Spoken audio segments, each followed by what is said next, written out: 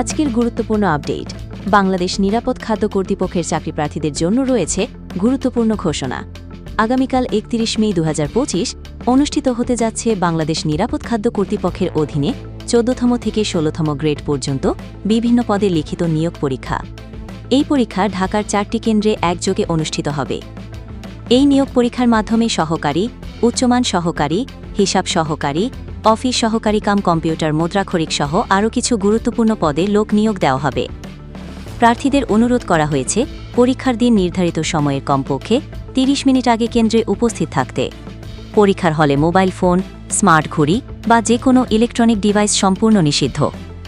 সকল প্রার্থীকে অফিসিয়াল নির্দেশিকা ও প্রবেশপত্র অনুসরণ করে যথাযথভাবে প্রস্তুত থাকার আহ্বান জানানো হয়েছে।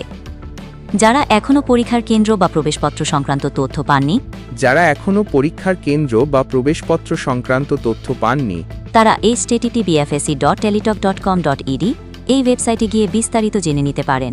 bfsa.teletalk.com.bd এই নিয়োগ পরীক্ষায় হাজার হাজার প্রার্থী অংশ নিচ্ছেন, যা দেশের সরকারি চাকরি প্রার্থীদের জন্য একটি বড় সুযোগ। প্রিয় দর্শক, আপনার যদি পরিচিত কেউ এই পরীক্ষায় অংশ নিচ্ছেন, তাহলে তার সঙ্গে শেয়ার করুন এই ভিডিও। পরীক্ষার্থীদের জন্য রইল আন্তরিক শুভকামনা।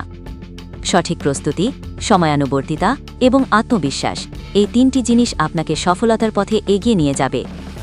আর হ্যাঁ, এমন খবর প্রতিদিন পেতে আমাদের চ্যানেলটি সাবস্ক্রাইব করতে ভুলবেন না। ভিডিওটি ভালো লাগলে শেয়ার করে দিন বন্ধুদের মাঝে।